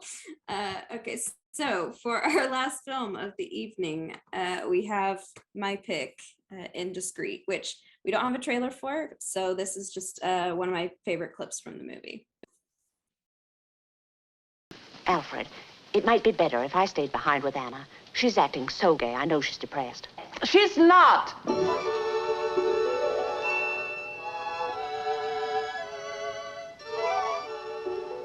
The door was open. Oh, hello, Philip. Darling, I want you to meet Mr. Philip Adams. This is my wife. How do you do? How do you do? And my sister-in-law, Miss Anna Kalman. How do you do? How do you do? Oh, Miss Kalman is no stranger to me. I've seen you often on the stage. I'm a fervent admirer. Why, thank you, kind sir. You know, I once stayed over an extra day in Liverpool because you were billed to appear and then the performance was canceled. I'm sorry. It turned out to be a fortunate delay. I made some money out of it. I'm glad. I would have gladly traded the money for the performance. Would you care to see the performance now? I'll play all the parts. How much money was it? Oh, I asked Philip to come up here and change his clothes. He's in from Paris, just for the dinner. I had no idea you'd be back. Oh, that's perfectly all right. I could go to a hotel. Oh, you're more than welcome. That's rather an imposition. I owe you something for Liverpool. Okay, so I picked this movie because I usually try to pick like a holiday movie when we do these in December. And for some reason, this is in my Christmas holiday film rotation, even though there's literally only like one scene set at Christmas and it's pretty much wordless and it's just part of a montage. So I don't know why I include it, but it's Cary Grant and Ingrid Bergman, and they're the best. So might as well just watch it every year anyway. I mean, they previously starred together in Notorious, which is a phenomenal Hitchcock movie. It's one of his best, and they're both just crazy good in that movie. I mean, if you've never seen Notorious, absolutely watch it, because Cary Grant's performance in particular just blows my mind. But so they were friends off screen, and they just have a really cute friendship if you learn more about it. And so just the way they interact with each other in this movie, I just find so heartwarming, just because they're so kind with each other. They're so sweet. There's, I mean, it's not lustful like it is in Notorious, but there's definitely that there as well. There's a scene where they're kissing on her balcony, and then they're talking, and he's breaking some bad news to her, so they're making their way into her living room and all this. And I'm not 100% sure, because I haven't really looked into it, but I feel like it is in conversation with the very infamous scene from Notorious, where they're doing that very long kiss where they're walking to the telephone, and it's like kind of like an unbroken embrace the entire time. It feels like Stanley Donen, the director, was kind of evoking that, because he was definitely like a huge cinema nerd, like all of us. And so that feels like something he would remember and want to like try to put that in conversation with. So I just like that, the idea of that. And I mean, really, honestly, it all just boils down to, I picked this movie because I'm obsessed with Cary Grant. I'm wearing a Cary Grant lapel pin. I love him. He's my favorite actor. Watching this movie, any of his movies, I will literally sigh out loud just looking at him, just because I'm so happy. And he just does so many wonderful like little things. Like there's a morning after scene in Ingrid Bergman's kitchen where they've clearly had sex the night before, and this is the first time they're seeing each other since then, and it's kind of awkward. Like Ingrid Bergman's a little aloof, and he's like very happy, but he's like, okay, she's giving off weird vibes. So he's very hesitant, and then once they kind of get back into the groove with each other, they're just sitting there at this table eating their breakfast, and he starts to like take a bite, and he puts it down and just looks at her like with so much like adoration, and then he goes back to eating. And I just, how do you not love something like that? It's just, that's why it's so good. And then there's the dance. Oh my gosh, the dance, you guys. I almost did that clip instead, because it's just, it comes out of nowhere, and it's so joyful and ridiculous. And then Ingrid Bergman is just so good at comedy. She didn't really get to do that very often, but I love her in this movie. There's this one part where she just screams the word damn, and it is like the funniest scream you've ever heard. Yeah, there's just so many different elements, but I'll shut up. And so what did you guys think of Indiscreet? I mean, they're so beautiful. How can you not want to watch them for an hour and a half to 2 hours? I'm so curious if you know this film. There were, I feel like in the late 50s, there were a few films like this that had like the confirmed bachelor that was just like, I'm never getting married. And then there's the woman that steals his heart. Yeah. There was like Love in the Afternoon with Gary Cooper. And I feel like there may have been another one with Cary Grant. Oh, for sure. There was one with like That Touch of Mink, and That Touch of Mink. And I'm so curious if you know of any of the context of that, like why that cycle was so popular. I know we were kind of like stretching our wings against the production code a bit at that time, but was there anything else going on culturally that might? I mean, there's that. You also have like the 60s coming in, where women have more freedom, more mobility. And so I think maybe that was part of it's a misogynistic kind of thing to have. Absolutely. Yeah. So I think that might be kind of the response to women finding more freedom. And so, I mean, this is based on a play. written by a man, so that would be my guess, is that a lot of this is coming from male screenwriters and playwrights who I'm not gonna say like them specifically. My words are not coming out right.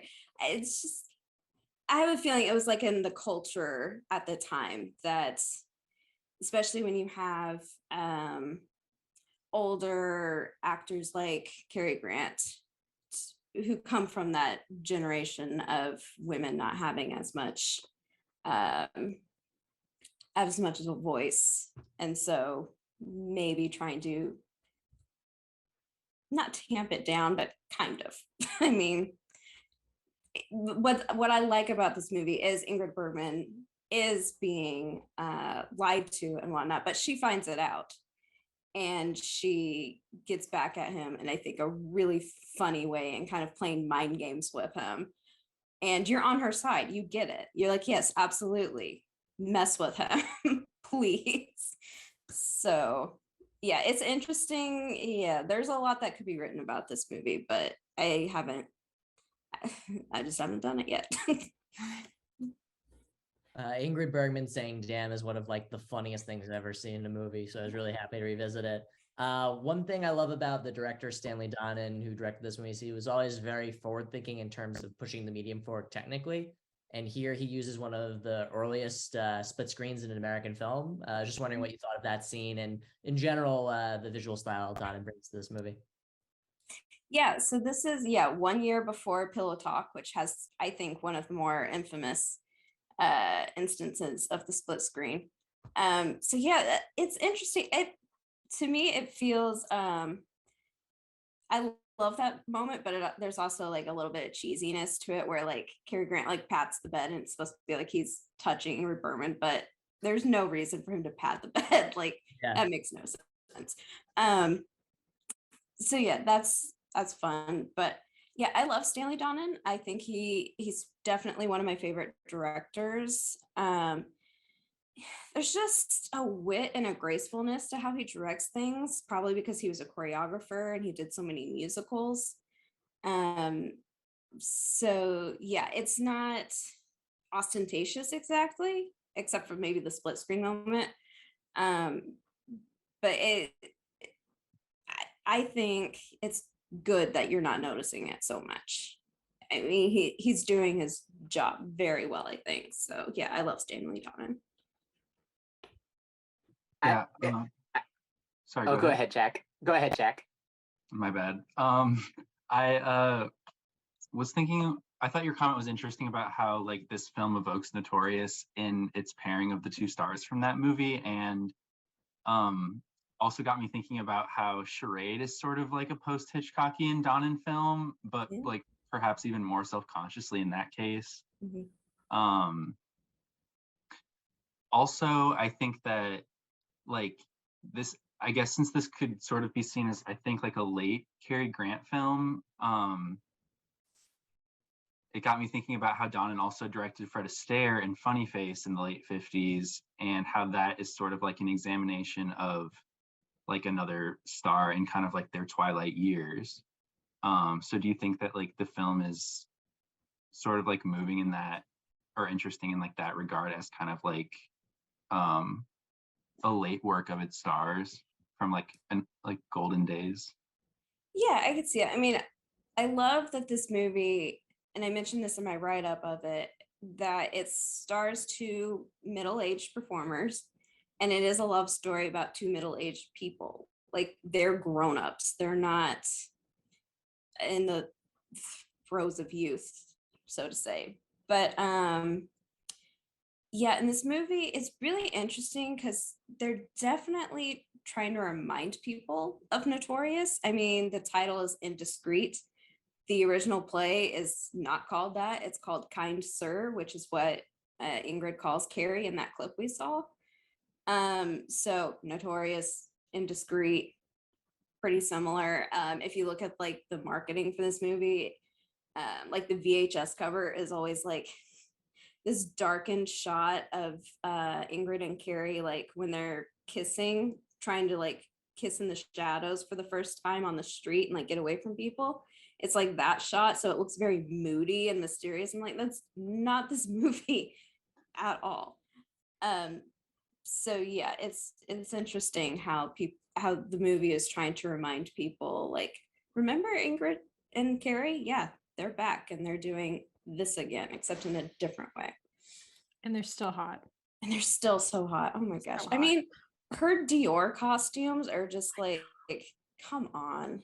Ridiculous. Well, and I'm so glad you brought up that she's middle-aged, because like in contrast to Love in the Afternoon and Charade, where you have, and Funny Face. Yeah, I mean, she's like the only example of a middle-aged actress in these kind of love pairings for this type of film. I love Yeah, it. I mean, Doris Day was kind of like, I don't think she was as old as Ingrid Bergman, but no. But she was, you're right, she was starting to age out of her genre. Ugh. Yeah, So it's sad, icky but yeah. to say. Yeah, no, it's true though. Okay, I think since I see Ava's beautiful face, I think we're ready for Q&A. Yeah, that's been a really awesome conversation, and we're getting some good questions in. If anyone watching would still like to ask a question, there's still time. Again, you can ask that by clicking on the Q&A button at the bottom of your screen. But to start, we have a question from Alicia. Alicia asks, I'm curious to know Laura's and everyone else's thoughts about the use of animation as a formal choice for the transmissions of ideas around grief and mortality. Alicia says it makes her think of other films like Charlotte's Web, The Brave Little Toaster, later films in the Toy Story franchise. And she asks, what is it about animation that makes it possible to talk about something as complicated an emotion as grief? I'll be interested to hear Jesse's thoughts as well on this question. I think it's really similar to the way fantasy in general functions, or like sci-fi, where when you have this world that's created that's not our actual literal realistic real world, you know, it doesn't necessarily match the real world. There's a lot of themes that you can explore in really kind of complex ways, and it's like just far enough removed that our brains can maybe engage with it a little bit more. So, you know, with the grief at the end of Klaus, which which is why I really want to hear Jesse's take on this as well. I mean, or like here, it's you're in a space that's not real, so you can experience emotions without necessarily, like, you can kind of go through them and process them without having to necessarily confront, you know, like actual bunnies getting hurt, you know, or like, yeah, actually having to watch like an actual human die. It's just the stakes are different, and because we know the world is elastic and has this kind of fantasy component, then it changes the way I think that we can interact with it. And I don't think it's unique to animation. I think the other fantasy genres, there's like, you know, like E.T. or a lot of genres and modes of production that kind of engage in that fantasy space, I think have that quality.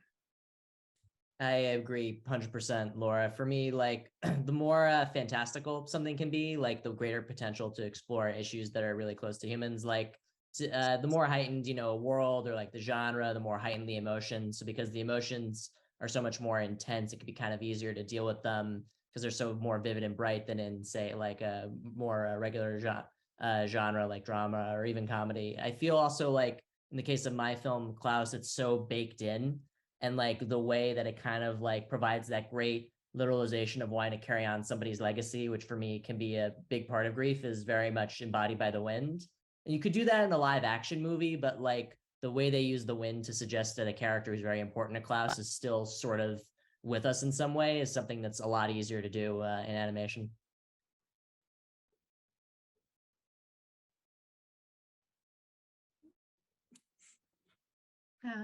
We have another question from Kathy. Kathy asks, Why hasn't Klaus become better known? She's never heard of it. Does anyone have any distribution gripes that they would like to share at this time?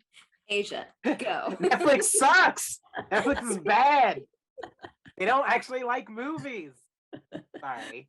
No, I mean, go ahead, Jesse. No. To be Asia's anger translator, Netflix has a lot of wonderful content that they all care about very much. But like when you have a large family of children, it can be hard to distribute the love.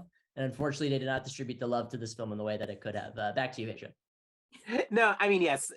To make it more nuanced, Netflix has a tendency to, I mean, their whole model is based around the idea of blunt force distribution, which just means like, we're going to put every type of film anyone could possibly be interested in out. And yeah, they do have like their, they have their Irishmans and their Romas and their things that they try to want to get prestige. So those get typically a little bit more advertising. Currently Glass Onions, kind of their popcorn movie that they definitely want people to talk about, and things like that. But when it comes to like all these like mid-tier films or like independent films, like things like that, they just tend to say this is coming out, and then based around the algorithm specific to your Netflix account, not even it is not a universal thing. If like, let's say you were super excited about, like, you loved Coraline, and there's a movie called Wendell and Wild that just came out this past October by Henry Selick. And let's say that you do watch a lot of animation, there's a chance that you got advertisement for that on your Netflix front page.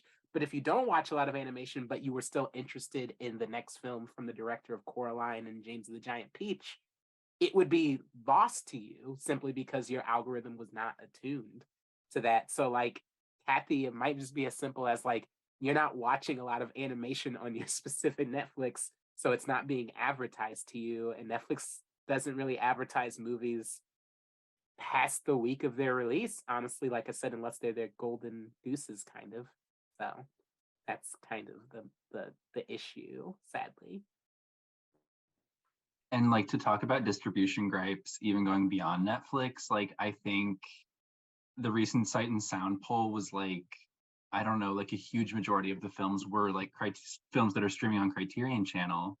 And like I'm a fan of Criterion Channel. Like, it's obviously one of the better streaming services, but it still goes to show that like what they choose to show us is like shaping our sense of film history. Like the films that are available on Criterion Channel aren't all that there is to see in the history of cinema. So the ways that like the market and like what these distributors choose to show us is like shaping like our legitimate sense of the history of this medium is, to me, like very concerning. Yes, it is unfortunate and kind of scary. I mean, Laura kind of touched on it as far as like the consolidation and the I mean, we got what we wanted. Was everyone wanted a personally curated experience, the dream of the personally curated experience. And we got it, but we didn't realize that the way we would get it was that it was going to be based on trends and our own specific, like not necessarily our worst tendencies, but not our best tendencies either. And it's just feeding you something that you already liked before. Like, it'd be like, I like chicken tenders, or, whatever vegan version of that is for me now. But like, I like that. It'd be like if every time I went to a restaurant, like, oh, we saw you like chicken tenders. What if we just gave you chicken nuggets or chicken bites, and you just kept eating that over and over again? You would have no larger sense of what you were eating on a day-to-day, like what you could be eating on a day-to-day basis. That is the best analogy for, that is the best analogy for streaming algorithms I think I've ever heard. I like chicken, therefore every menu I see from now on is just showing me chicken. Yeah. Really accurate to how it feels sometimes. And next we have a question for Asia from Bill. And he asks, after Drunken Master 2, what would you recommend as the next step for getting into Jackie Chan's filmography? So there's streams to this. I could say, well, you could go with kind of the fun American ones. Like there's like a purism to Hong Kong cinema that I don't necessarily subscribe to. Like I really do enjoy the first two Rush Hour movies, director notwithstanding, and I really do enjoy the Shanghai Noon movies and the Tuxedo and all those types of movies. Like they're fun. Like, but that's one stream where it's just like, do you want to watch a popcorn movie that is fun and like you can just kind of relax? I would say any of those movies I just mentioned are good. If you want to go more into the what is the like, because I would say Jackie Chan gets compared to, because his biggest influence is Buster Keaton. And so if you want more of the like slapsticky comedy stuff, like you could watch the Police Story movies, Police Stories 1, 2, and 3. The third one's called Super Cop in America. You could watch the Armor of God movies, which are kind of like his Indiana Jones movies, kind of, where he's like raiding temples. There's, oh God, I forget what the like Prohibition-esque era movies are called with like Sammo Hung, but like anything co-starring Sammo Hung is always a lot of fun. And then there's like this third stream of like the more like serious, dark crime action movies, which do contain a lot of really good martial arts and stuff like that. Those are kind of the ones that tend to actually suffer from the porno syndrome, which is those are the ones where I am kind of waiting for the action to start, because a lot of low budget crime movies, the thing that saves a crime movie is a good script. And unfortunately, a lot of those don't have those most of the time. So I'd say like Police Story. I'd say if you wanted like a solid answer, watch Police Stories 1, 2, and 3. There's a very young Michelle Yeoh in Police Story 3. And very famously, if you're looking for a good time, if you watched Everything Everywhere All at Once, or anything that she's been popping up in lately, in that movie, she, with no prior experience, jumps a motorcycle onto a moving train. So you have that to look forward to if you watch through the Police Story movies. Righteous. And this is our final question for the night. Fittingly, the year is ending, so we'll be reflective for a second. And someone asks, are there any films that you've seen in theaters recently that really resonated with you? And do you have anything on the horizon that you're really looking forward to seeing when it comes out? Glass Onion. I saw that on Thanksgiving Day with my dad. We had to drive to Greenwood to go see it, but phenomenal. I mean, I love Knives Out. It's probably in my top 10 favorite movies ever. So, and Glass Onion, I think, lives up to it, and I am beyond thrilled that IU Cinema is showing it on next Monday, because yeah, it's gonna be great, and seeing it with an audience is perfect. Exactly what you're supposed to do. Thing I saw in theaters semi recently, not super recently, but I'm just a big fan of Tar. I love talking Tar. So much so that the thing I'm going to say is Avatar: The Way of Water. I'm very excited about it. I don't care what thumbs down people are gonna give. I've always trusted James Cameron. I was thumbs downing your segue there. No. I'll thumbs down Avatar for you. Well, that too. Fair enough, but I'm excited for it. I will be seeing it in IMAX 3D. I stand by the first Avatar. So mine is in terms of what I saw in theaters recently was Bones and All. Beautiful film, very well shot, great romance, just a beautiful tribute to young love and surviving on the margins of society. Great shot partially in Indiana. There's very important scenes set in Indiana that Luca shot in Indiana. And what I'm excited to see is at some point next year, my mom's documentary that she produced, Grandpa Was an Emperor, about the descendants of Haile Selassie, is going to be out. And I can't say when it's going to be out next year, but it will be. And I'm excited for y'all to see it. I was super hype about the new Werner Herzog movie, The Fire Within. The full title is The Fire Within: Requiem for Katya and Maurice Kraft. Which is one of his like late documentaries that he gives monologue over. Although it's really like a completely constructed and like moving work of like total cinema. So the documentary tag kind of doesn't give it justice. but it's basically comprised completely of volcano footage that was shot by the Crafts, who, this isn't really a spoiler because you find out in the very first scene, but they were killed by a volcanic eruption in 1991 in Japan. And Herzog made this like really moving piece about how they were more like filmmakers than scientists. And yeah, it's kind of, I mean, Herzog has always been drawn to these like people who kind of like cross unnatural boundaries. And I highly recommend it. I cried 3 times during it.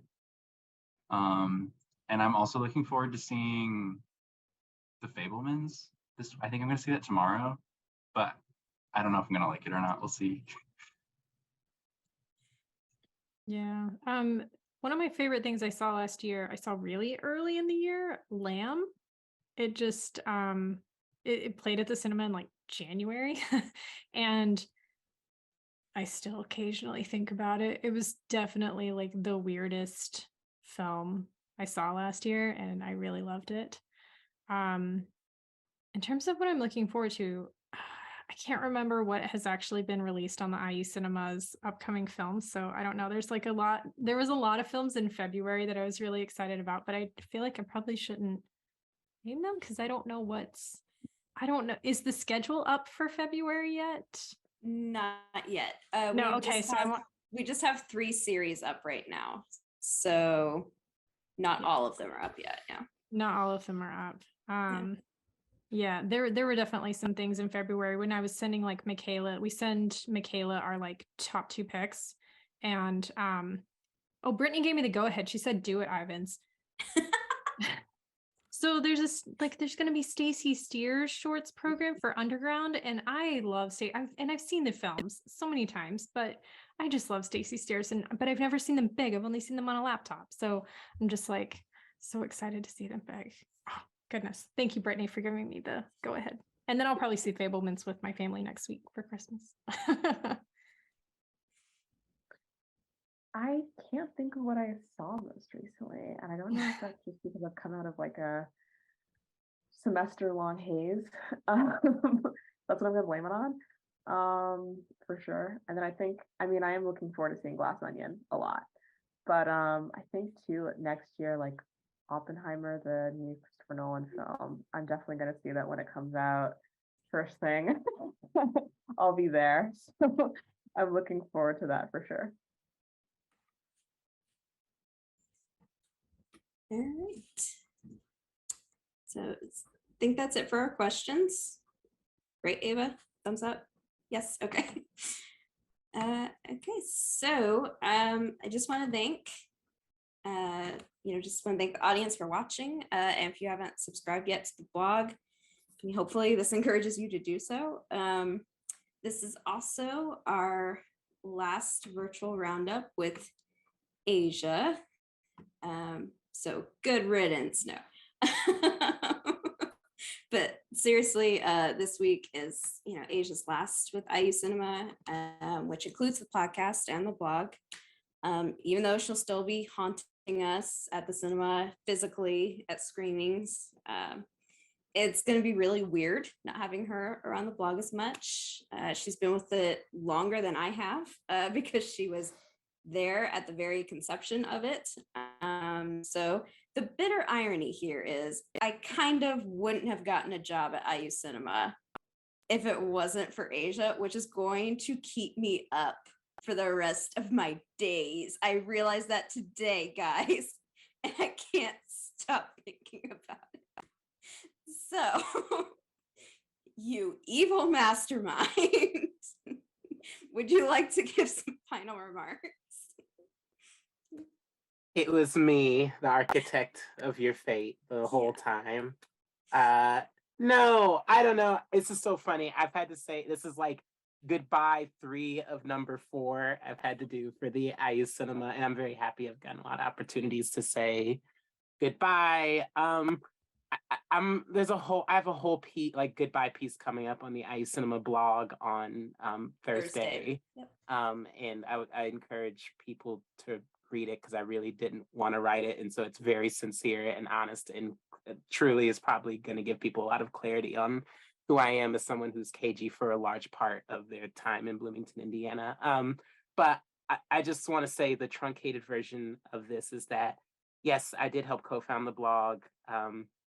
And uh, honestly, it was just kind of an excuse for me to get into film writing because I had been reading film criticism online because I got into film around the heyday of the online film blog, you know, your dissolves and your unfortunate things like birth, movies, death, you know, things that I like very film nerd era things that I got into reading, as well as like, you know, the works of Roger Ebert and Pauline Kael and Cahiers du Cinema and all those things. And I have no background in writing. I was a Jacob School of Music graduate. I was a jazz studies major, and I truly just wanted to find a way to express all of this knowledge I had been accruing because I had been going to the iCinema and I had been watching so many movies with my friends, Peter Schomburg, Brian Justo, and Connor Carroll, the original iCinema crew for me. And I said this in an email to the bloggers, but the blog and the podcast are in my transition very important because I used to have a lot of social anxiety and I didn't like talking and I hated my voice and I didn't know how to talk. And writing for the blog, pretty much the only space I've ever written in, I've kind of treated it like a personal journal since 2016, literally kind of taught me how to speak. It taught me how to use words. It gave me a cadence and a voice and let me workshop through a lot of thoughts I was having as I was both consciously and unconsciously transitioning at the same time. And, you know, like I've each goodbye, I've said something different about the aspect of what the iCinema's played for me, be it the venue and it being a respite for me, or the podcast is like a conversation piece, but like the blog was the first thing that I ever successfully annoyed John Vickers into doing, and it taught me how to write. And if not for this blog, like I would not. It's this chain reaction. Like I would not be with Cicada. I would not be with Cicada Cinema, or nor whether or not it would exist. It's affected how I program. The Blu-rays that I get sent to me have all, like in some way, have ended up into Cicada Cinema's programming almost every single season. Try not to cry. And I've just met a lot of very cool friends in my time going to the iCinema and doing this blog, people I did not know. And it's cool to like say like, yeah, like in a meeting, I got to say, Jesse is very cool. He should write, or Laura's this big animation nerd. I don't know her very well, but it'd be cool if she wrote for this, and so on and so forth. And it's very bittersweet to leave iCinema as this person who did things there, simply because I just need the time to travel a path that will give me a little bit more security and just a little bit more time, but I'm not going anywhere. But I just want to give a toast to all of you and everything that you've done for me, all the things that you've listened to me read and watch and whatever. And to answer your question, yes, this is what I've been drinking this entire time. And I just want to say thank you for everything. And I love you all. And it's been real. So, but you can finally just catch me as a civilian at the iCinema after tonight. So thank you. And finally, we're rid of her, guys. Look at us. No, just kidding. You're free of that curse from that witch that cursed you after you said Body Double was a bad movie. Now you're free. Listen, we do not have time to get into this. We're going to pass it to Ava so she can close this and stop this madness. Asia, it will not be the same without you. I tell you what. Thank you to Michaela, Asia, Laura, Noni, Jack, Jesse, and again, everybody watching at home for being with us tonight. I'd also like to thank the entire IU Cinema team, many of whom have worked behind the scenes to make this event possible, both tonight and several semesters now in the past. We look forward to seeing everybody again in the new year, and please stay tuned to our website and weekly emails for more information about upcoming programming for the spring semester. I believe right now the 5 by series, as well as some of the Not Quite Midnights, are available online, so you can check out those titles and plan your schedule accordingly. To everybody who tuned in tonight, thanks for being with us. Be well, be kind to yourselves and to others. Enjoy your holidays, and have a good night, everybody.